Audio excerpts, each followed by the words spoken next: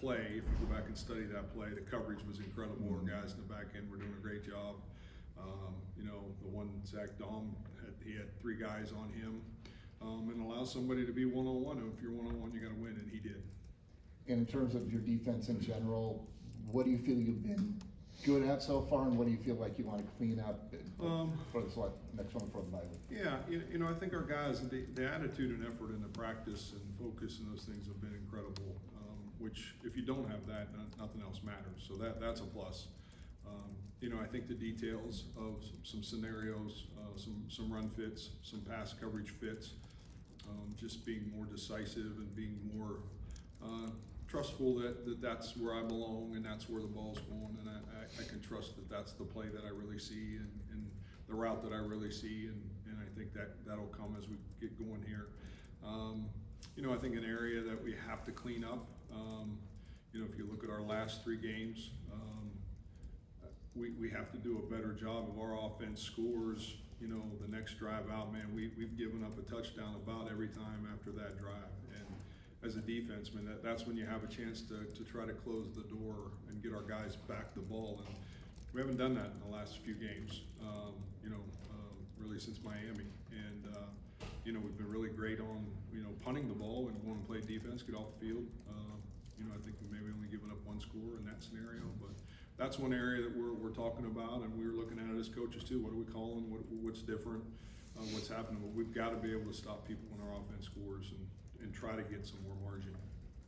How much of moving Jeremiah to corner was not only because of confidence in his abilities, but also the confidence that you guys had in your younger safeties coming up? Yeah, a lot, both of those. You know, I think, you know, Jeremiah gives you a veteran, and he could communicate like he's a safety because he's got so much experience. So anything that happens out there on the edges, communication-wise, on his half of the field, you know, he's done a great job for us. And really then the young guys have you know, they were competing and still are competing. And, you know, we moved Jamo over the field last week because Tay had a great week. And so, you know, we were able to get those guys in the game. And, you know, they've just done a good job. A lot of growth there yet to go for sure. They're young, but they really work hard at the game. Yeah, how do you evaluate the safety so far, specifically?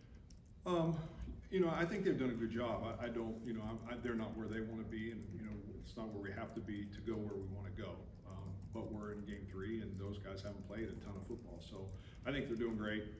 You know, we've got the same thing, like I told, all the details of what I see and where my eyes are, and trusting what I see and believing that's a work in progress yet. When it comes to surrendering scores after you guys score, is there something specific about that scenario that's happened, or is it? It's a great question. We're searching it out. We're working really hard at it. You know, Jace, our analytics director, brought it up again, you know, to the team yesterday, a little bit of just, I mean, we have to find ways to go out there with a mindset, and again, we've got to sort it out as coaches, and you know, it's got to be something we pay attention to, because it's something that really can allow your team to get, you know, again, get the ball back for our offense. And it's not that we're not trying, you know, I mean, that's not it. I mean, we're playing good folks too, and they're trying to score after we score. So it's competition and all that, but it's something to pay attention to, and we're certainly diving into it. For McDonough, the offense had it last year with Jalen Travis. Is there anything specific about bringing in an Ivy League player in terms of what their plan is? And obviously it doesn't get here in the spring. That's the yeah. You know, I was mentioning to somebody this morning. I think 2 things. One, you know, obviously the learning curve, very sharp, very intelligent. Comes in, can learn the defense, can learn the offense, can process it. Has a plan on how to handle a day and all those things. Very professional that way. And then, you know, I just think too, I think those guys, they come here hungry, you know, hungry and humble and thankful and grateful. And I think anytime you enter a program with that mindset, and you have the ability to learn the offense or the defense, you have a great chance of having success. And, you know, he's gifted for sure. And, you know, the other 2 things will allow him to have some success faster than probably a lot of people would. Building off of Travis's question, when you're evaluating a guy who's coming from the Ivy League, is there a difficulty of when you're looking at a guy playing at a lower level of trying to imagine what he looks like? I don't think so. I don't. I think guys can play or they can't. You know, I think you're looking for, and I think around here specifically, we're looking for the right people. You know, I think that's the first and foremost. Again, you know, the 2 things I brought up are probably as critical as him having ability. You know, the fact that he can come in and, you know you're only getting them in the summer. So you have to be able to process stuff, you gotta be able to learn it, and those guys can, they've been able to, and you know, he has some ability on the videotape. It was excellent. But I just think too, I think who he is, and they just come here with a hunger and humbleness and thankful and grateful for, you know, nutrition and weightlifting and mental health and all the things that we're able to offer, and I think it's awesome.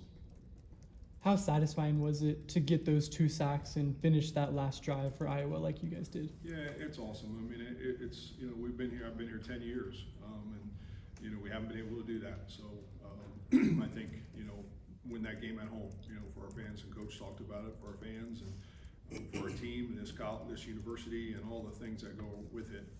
It was very rewarding.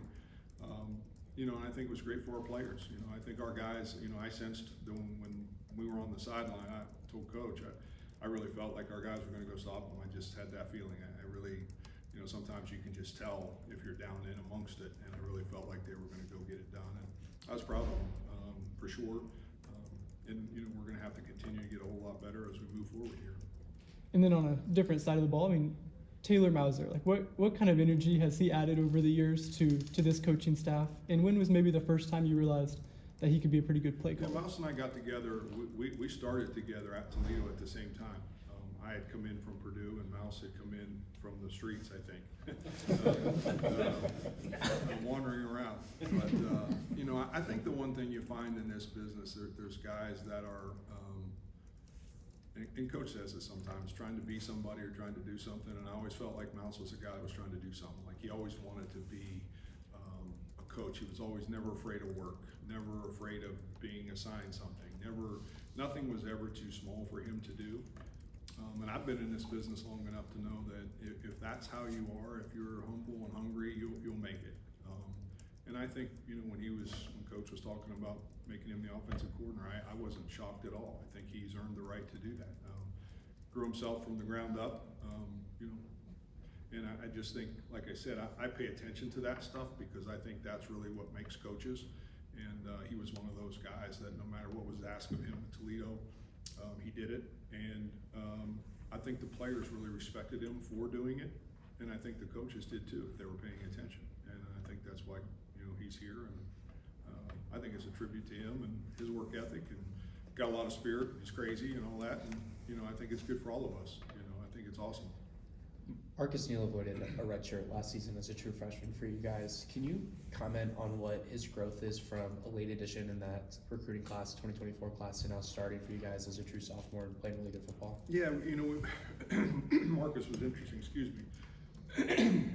Marcus injury, we had our eyes on him all the time, and we're just trying to figure out where he would play. I think that was really the only question we ever, you know, where would we fit him in at? As the more you watched, the more went along, you thought, man, he could be the middle safety in our defense, and which is kind of you know, it's kind of like finding Bo. Like, you know, what exactly is he? Some people were looking at him at one spot and some at another, and he was kind of in between size. But you just saw this love and passion for football, and man, he was aggressive and fast and could tackle and tough. And you can always find spots for those guys, and then that's when we kind of got him into the middle safety part. And Manning's done a great job there. Still learning, but done a great job. Coach, you get this road trip on Saturday, running quarterback. It's gonna be like 100 degrees. What kind of a challenge does Arkansas State present? Yeah, it's a real challenge, Chris. I think anytime, but it's a great challenge for us now because I think it's what we're going to get into here as we work down through this whole process. So I think it's a great challenge for our guys. You know, I think very talented guys, the speed of the game on turf, all the things. We have not played that yet. So that becomes a sense of urgency for our team. Defensively, we're going to have to play multiple people. So, you know, if you're on the bus or on the plane, you're going to play, and you better get ready to play, and you're going to have to handle the moments. And I think it's a great challenge for our guys. I'm excited about it because we have not seen it yet. And I think it'll be, you know, I think they do a great job of it. You know, I think they go really fast, and they've got really talented people, and it'll be awesome for us to have to go compete, figure out if we got a handle on it. One more follow-up on Marcus Neal. I think back in his high school career, he had played mainly like wide receiver, correct? Right. Now, what does he maybe take from playing on that offensive side of the ball, and then you see more defense his senior year? How's that kind of carried over? Yeah, I think you have to, those guys, you know, I think they have to want to, you know, to move to the other side of the ball. It's been like some of the guys that have come here as wideouts and moved over, but I think, you know, for him, he was just a guy that loved, you know, we told him early on what we were looking at him as, and looking at him as our defensive player. And, you know, I think he just has the want to be great at whatever he would be asked to do. He has a tremendous spirit about himself, the way he practices, the way he walks in the hallways. You know, he's contagious, and he's great to have around. Coach, that last drive on Saturday, Mhm. I know the personnel switched up. I think McLaughlin was coming off the edge. What's the fun part for your job when you can have the offense on their heels in those situations and get super creative?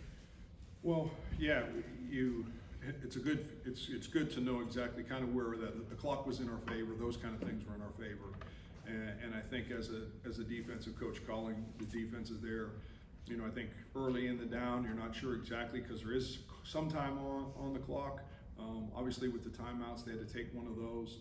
And so then we were able to sub and get, you know, our end of game, our kind of nickel dime personnel in the game. And we were able to change up a couple things with what we did and what we've shown on videotape, and our players executed it. I mean, that's the reality of it. I mean, you watch the plays. There's really nobody open.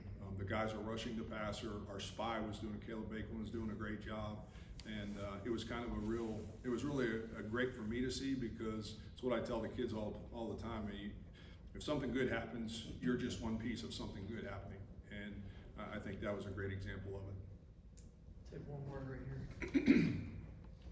I don't know if you watched the game copy of the broadcast, but No. Gus Johnson told a couple stories about Coach Campbell and Taylor Mauser, and Coach Campbell giving Mauser his debit card back at Toledo to pay for a date with his girlfriend. Okay. Mauser breaking up with his girlfriend because he Okay. was so committed to working for Coach Campbell here. Okay. What do you remember about those moments, and I guess how do you see that come through in his I was commitment to unaware the of that program? moment. I don't think I ever got a credit card. I guess I was married, so I didn't need it. But you know, like I said, I just think you know, when he got there, again, we kind of got to Toledo at the same time. I had been there once before, but you know, as I said earlier, I just think when you look at young people that come in, you know, you're always trying to, and I don't care what, probably in your business, how can you add value to the group that you're working with or for? And I think Mouse tried to add value every day, whether it was with a player or whether it was going to get something or do something or cut up videotape or meet with kids off the field, recruiting, whatever it was. And if you're willing to do that, if you're willing to try to add value and you're humble about it and you don't care what size the job is or getting any credit, you'll ultimately end up doing okay for yourself. And I would guess that's true in every business. And you know, I'm glad for him. I think he's earned the right to do what he's doing. He's doing a great job with those guys. And we got to continue to find ways to get those guys the ball more. And that's what our job is on our side. Thank you, Coach. Yep. Thanks, John.